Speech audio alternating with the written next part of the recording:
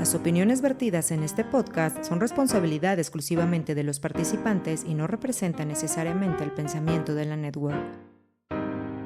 Este episodio contiene lenguaje explícito que puede resultar ofensivo para algunas personas. Recomendamos discreción para menores de edad. Aliméntate sanamente.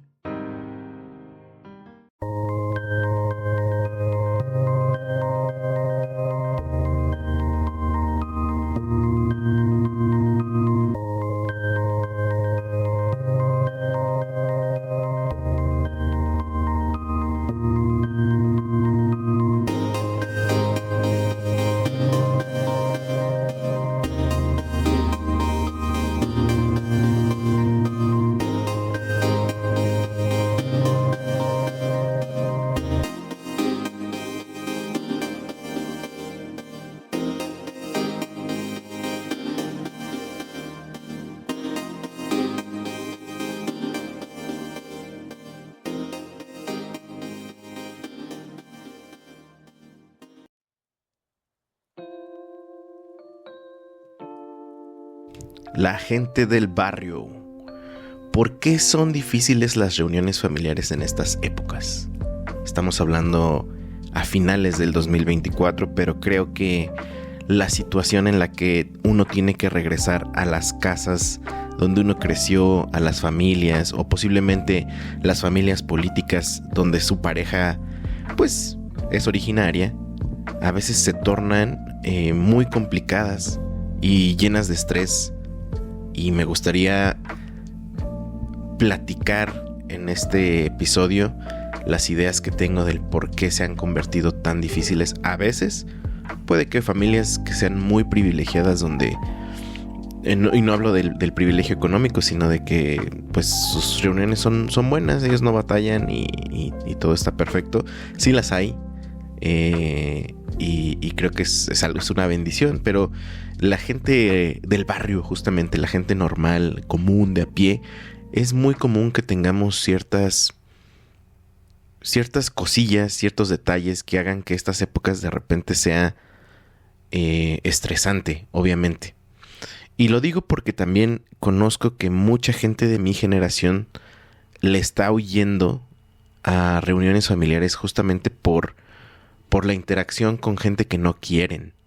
Y eso me parece que es algo muy nuevo o muy de nuestra generación, porque anteriormente creo que las familias se sobreponían o por lo menos no hacían nada al respecto de tener una convivencia a lo mejor no tan saludable con algún familiar, pero pues de todas maneras tenían que estar. A lo mejor recuerden que anteriormente pues el status quo es el que regía o todavía rige muchas de las reuniones familiares, lo que tienes que ser, cómo te tienes que comportar.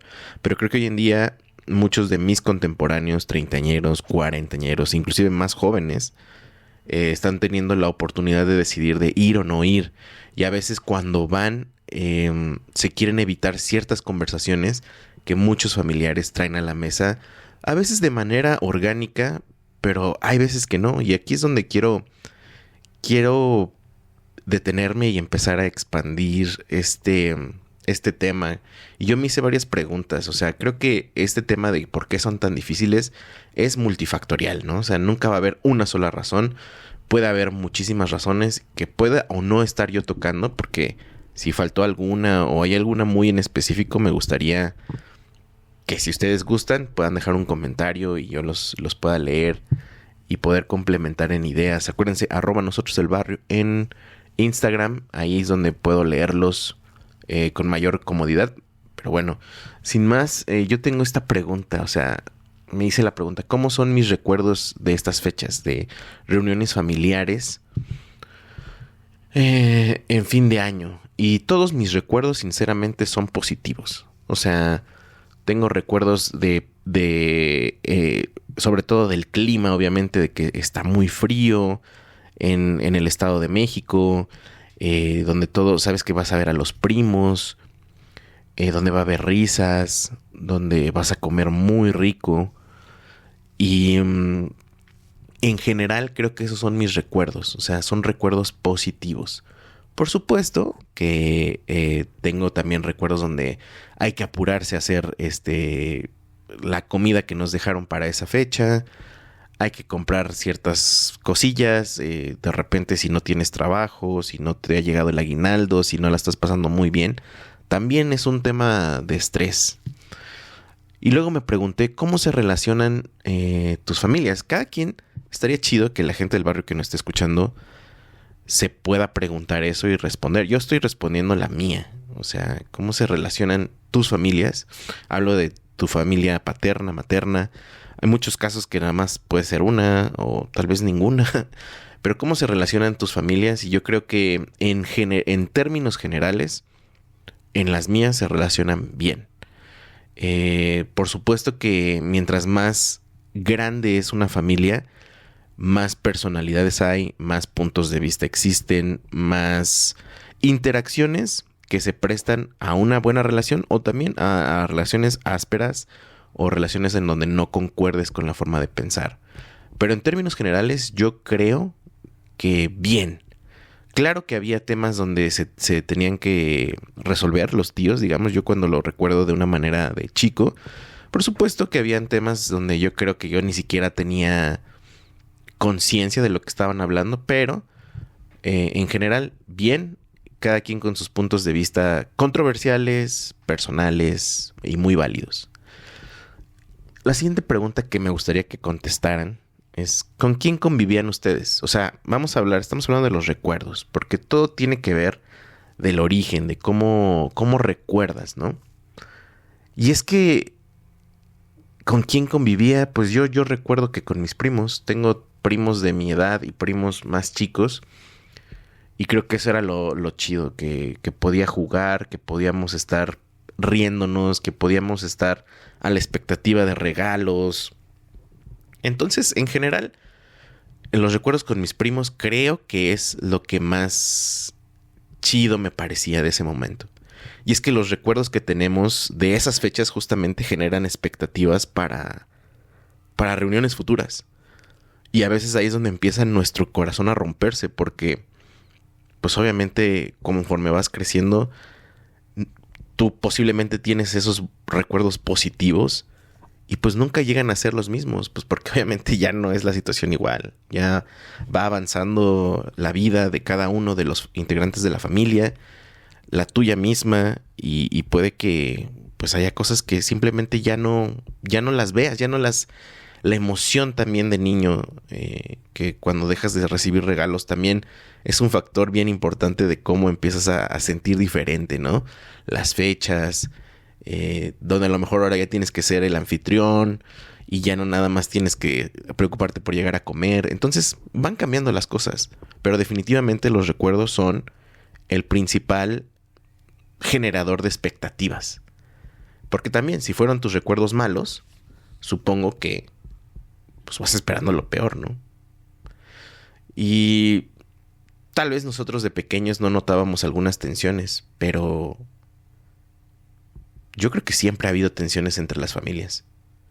Pero ahora, ¿por qué parece que nuestra generación no está dispuesta a soportar como comentarios o preguntas? Esa es mi pregunta. O sea, realmente, voy a ser honesto, una de las cosas que me detonó a hacer este contenido fue que estaba viendo una comediante estadounidense donde, ahorita no recuerdo el nombre, si ahorita lo puedo encontrar, se los digo, pero es una comediante que tiene como una campaña de no visites a tu familia tóxica, no tienes por qué estar con ellos en estas fechas, no, como que es muy insistente, y es una comediante, yo creo que de 50 años más o menos, y entonces dije, ok, hay muchas generaciones que obviamente tienen el mismo problema, la misma angustia, y es ahora el tiempo donde puedes permitirte eso, sinceramente. Creo que ahora sí se puede permitir. ¿Por qué? Pues porque simplemente hay familias que ahora viven separados. Yo, por ejemplo, vivo en otra ciudad. Hay gente que ahora tiene la posibilidad de viajar, estar simplemente en otro lado en esas fechas, donde ahora te permites ya decidir si estás o no estás. Sobre todo también si tienes una familia con una relación muy tóxica. Tal vez siempre han sido incómodos esos momentos hasta cierto punto, pero antes no se planeaba la idea de no asistir a una reunión familiar. Eso es lo que yo creo.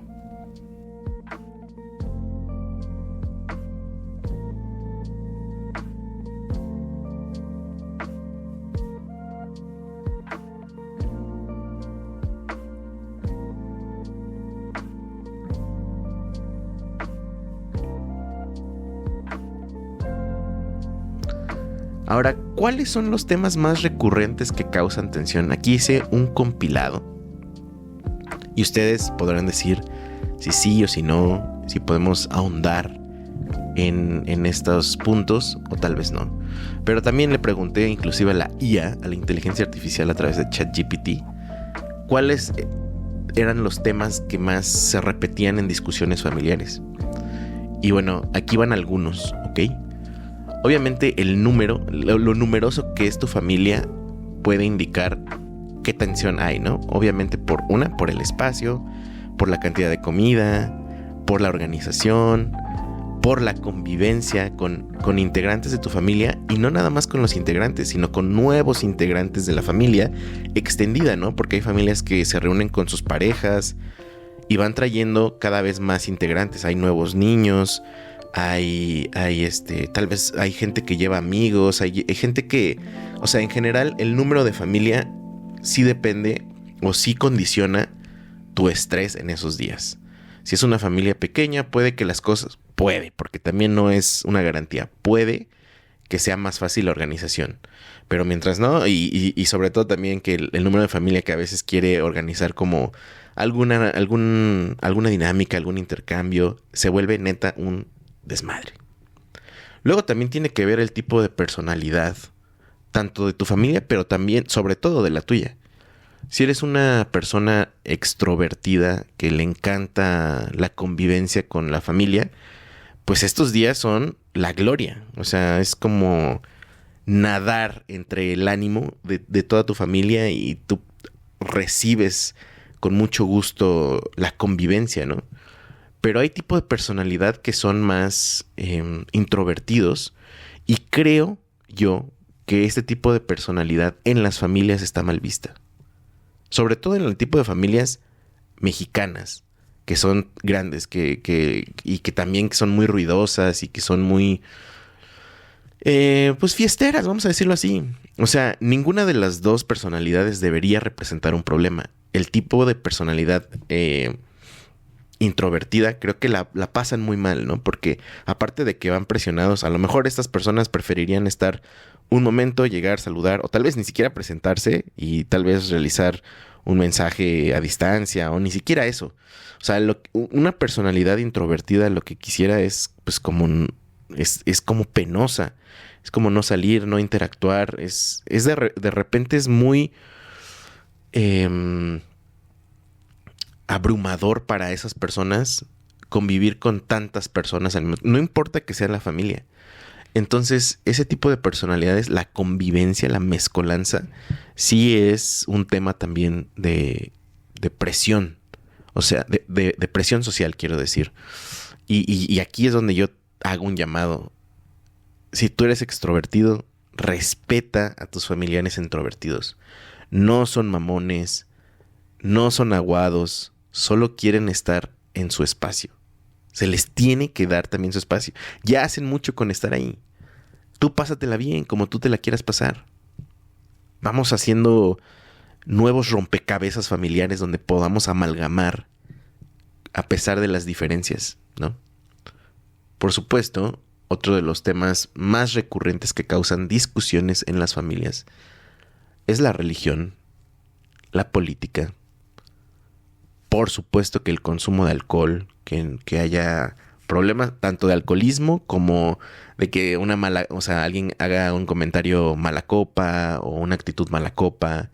Esas son las cosas que pues desatan un montón de controversia, ¿no? O sea, estamos también en una época donde estamos muy politizados y estamos muy partidos por opiniones en estos días. No que antes no las hubiera, pero creo que ahora no existen términos medios en términos de mostrar un punto de vista. Creo que ahora sí es blanco o negro. O sea, no creo que eso sea lo correcto, pero creo que hoy en día las dinámicas de conversación de estos temas, que siempre han sido conflictivos, pero ahora es: si no piensas como yo, eres un estúpido. Si no piensas como yo, tú eres el que está mal. Si no piensas como yo, no me voy a juntar contigo.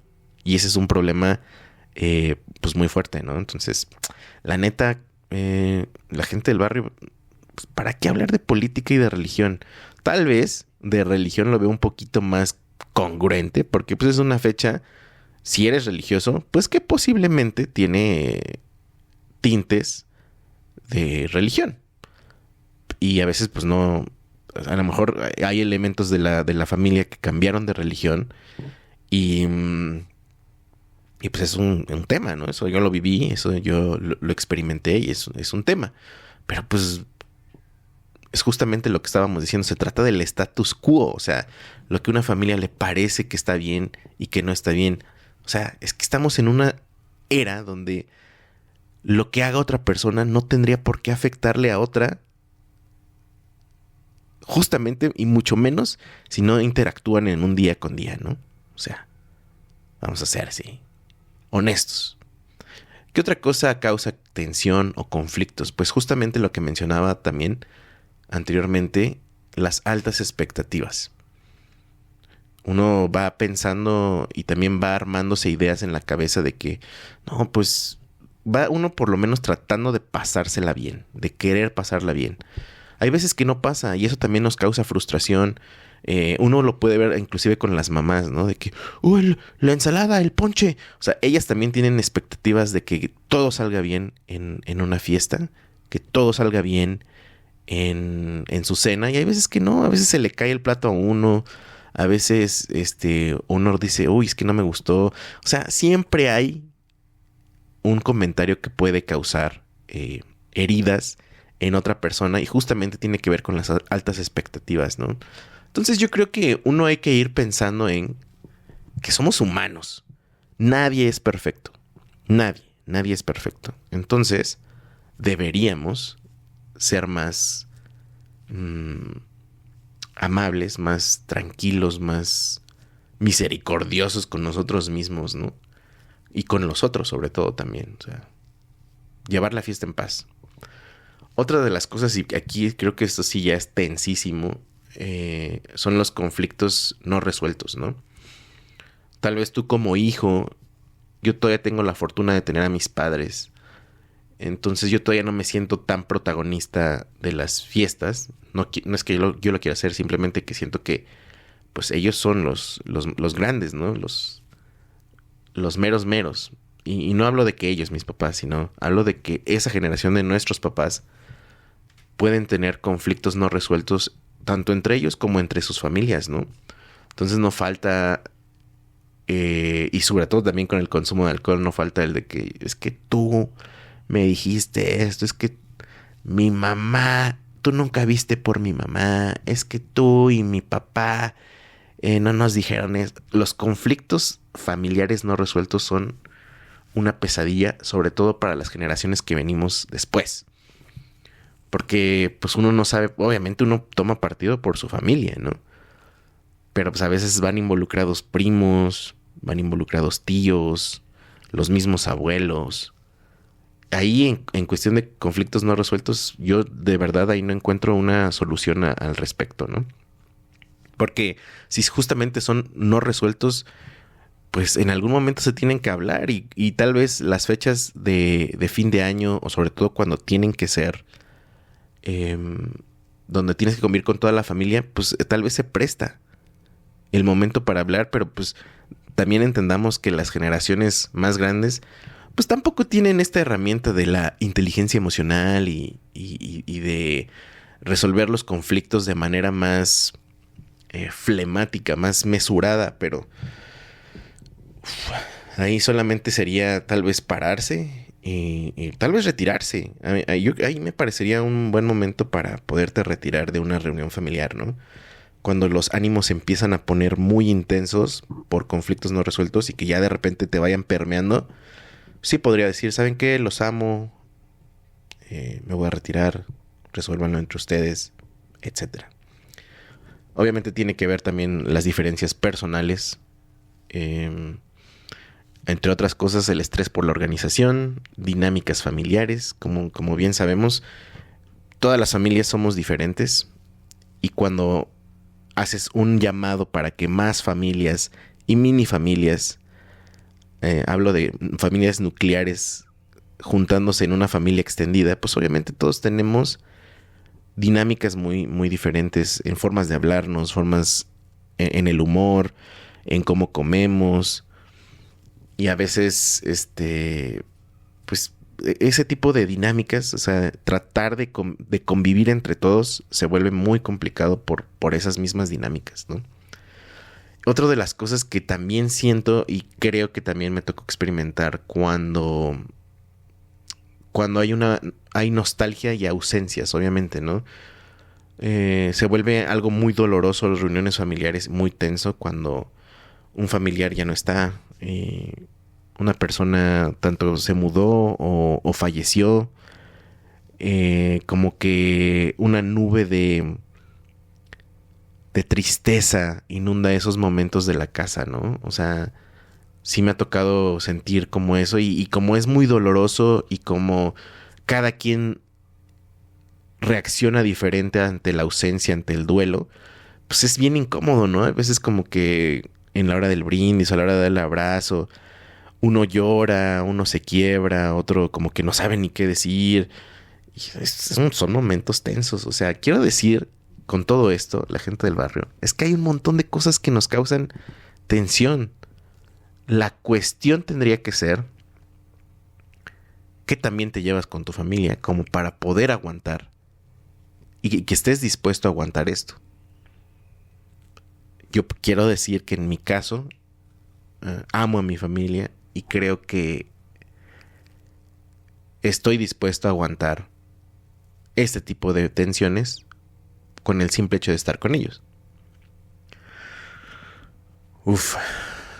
Y por último, no es que sea el último realmente, pero es lo único que tengo en mi lista. Críticas personales o de estilo de vida. Este punto creo que a mi generación es el que más nos quiebra.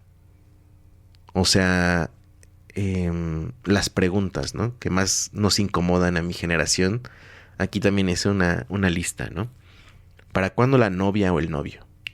Y el novio y la novia cuando terminaste con una persona, ¿no? Por ejemplo. Ahora, digamos que tienes una novia. ¿Para cuándo la boda? Digamos que ya te casaste. ¿Para cuándo el hijo? Digamos que ya tienes un hijo. ¿Para cuándo el segundo hijo? Digamos que te preguntan, ¿y el trabajo? ¿Para cuándo la casa? Oye, estás muy llenito, estás gordito. Oye, no, ¿qué es ese corte de cabello? ¿Qué es ese corte de...? O sea, esas cosas me parece que a mi generación es lo que más nos molesta. Y creo que tenemos mucho derecho a no permitirlas. Sobre todo porque,